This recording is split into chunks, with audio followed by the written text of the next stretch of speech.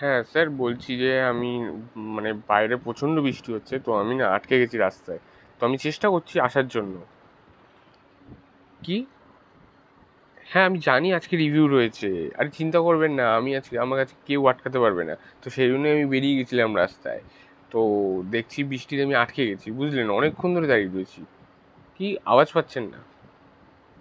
দাঁড়ান দাঁড়ান, আওয়াজ পাচ্ছেন না, দাঁড়ান, দেখছি।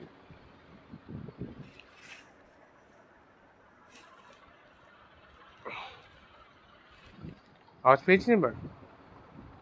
কি তাও পাচ্ছেন না? আচ্ছা দাঁড়ান দাঁড়ান। গ্রুম গ্রুম গ্রুম, দেখুন কত জোরে জোরে বাজ পড়ছে।